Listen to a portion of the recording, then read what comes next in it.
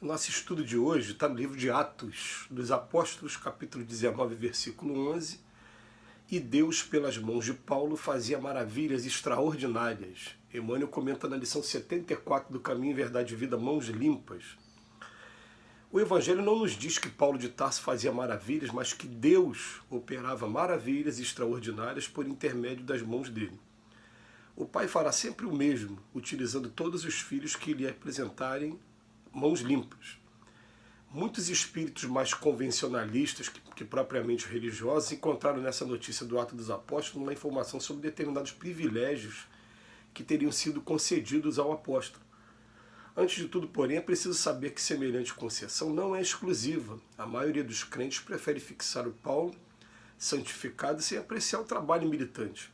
Quanto custou ao apóstolo a limpeza das mãos? Raros indagam relativamente a isso.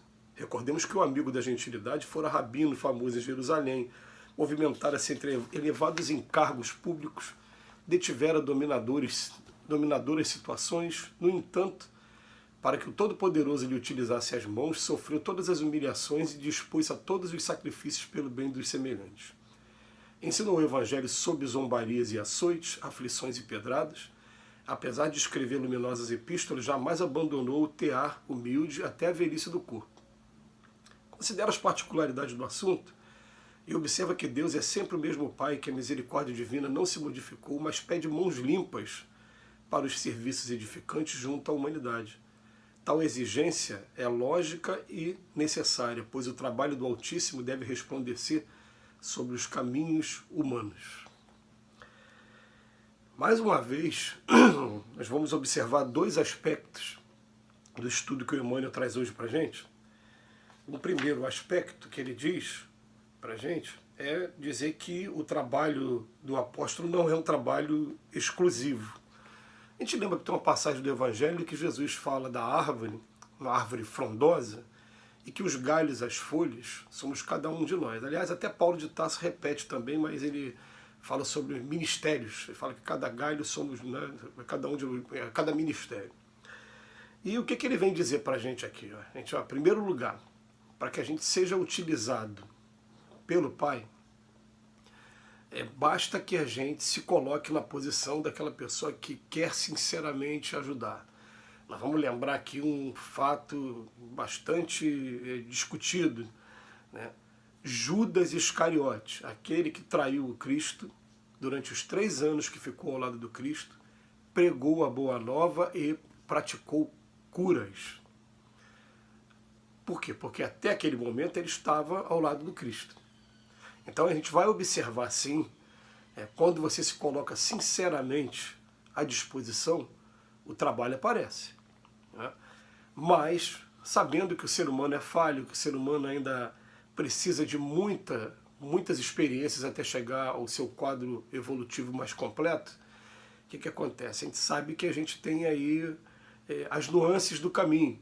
Então, no meio do caminho, a gente deixa de se apresentar de maneira dedicada e aí a gente perde as oportunidades, a gente deixa de ser utilizado como instrumento e a gente sabe que aqui na Terra, ele fala até naquele capítulo Trabalhadores da Última Hora, os que estão chegando depois estão ganhando o mesmo salário dos primeiros, não vai ter privilégio nesse campo não, mas ele precisa estar se colocando para trabalhar mesmo, precisa estar disposto para trabalhar, acordar cedo mesmo e cumprir o seu trabalho.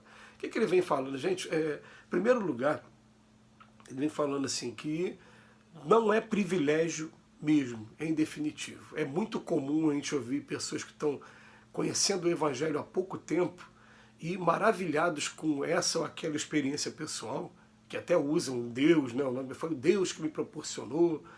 Né? Eu conheço muita gente assim, muita gente mesmo, principalmente nos meios pentecostais, nos meios evangélicos. As pessoas ficam maravilhadas com algumas experiências que vão tendo logo no início e a gente fica, mas o que ele fez para ser merecedor?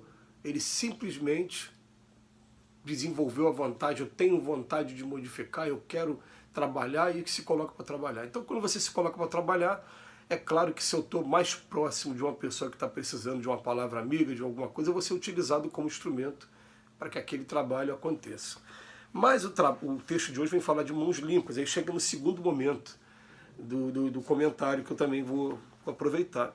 Depois ele vem fazer a comparação com Paulo de Tarso, e vem falar do Paulo o seguinte: qual foi a mudança e a renúncia, a resignação, a canalização de energia que o Paulo fez para que suas mãos ficassem limpas e ele pudesse ser utilizado para fazer maravilhas extraordinárias, como diz aqui no livro Atos dos Apóstolos, né? E Deus, pelas mãos de Paulo, fazia maravilhas extraordinárias. Vou permitir um segundo comentário vou fazer ao invés de 2, 3. Deus fazia pelas mãos de Paulo, não era Paulo que fazia. É muito comum a gente ver aqui na lide espírita, por exemplo, a gente faz um trabalho que outros companheiros, confrades aí de outras religiões fazem também, mas com nomenclatura diferente. Eles chamam de corrente de oração, eles chamam de novena, alguns vão para um monte para fazer oração, e alguns trabalham a imposição das mãos. Você fazia a oração impondo as mãos. E uma vez Divaldo Pereira Franco, ele falou que o que a gente chama de passe na doutrina espírita é simplesmente o fato da pessoa fazer uma imposição de mãos e utilizar a sua fé e seu amor para proporcionar o bem àquela pessoa. A pessoa já está dando passe.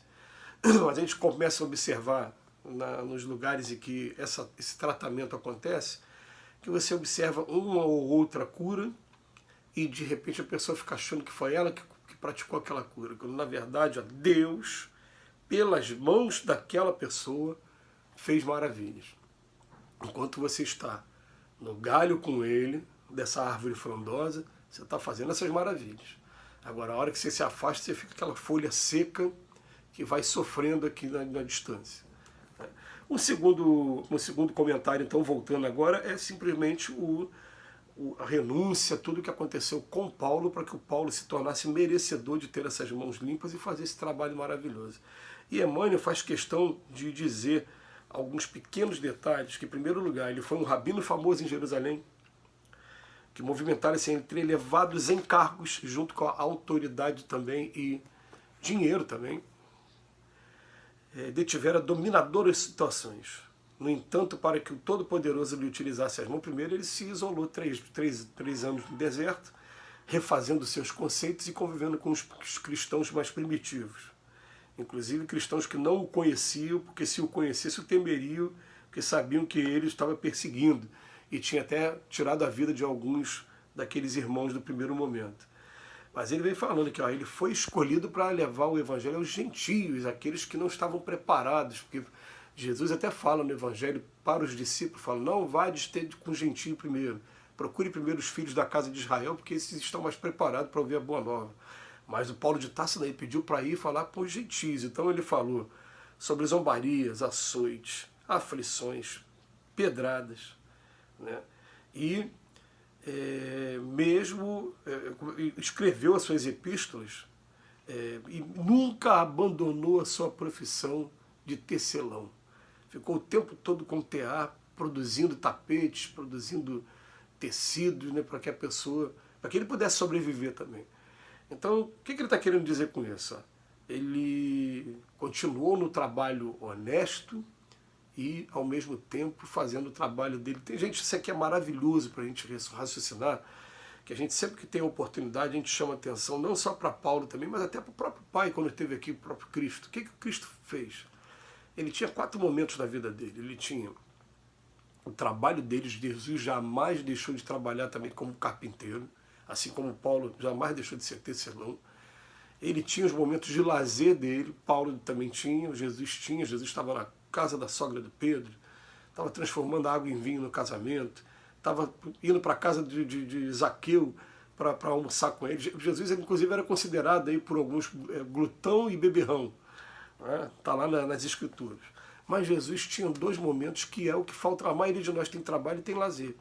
Jesus tinha um momento em que ele se recolhia para a oração, e esse momento era todo santo dia, e Jesus tinha um momento em que ele se dedicava a cumprir a missão que o Pai deu a ele. Qual é a missão que foi dada para a gente? Então, vamos botar aqui o nosso momento religioso também.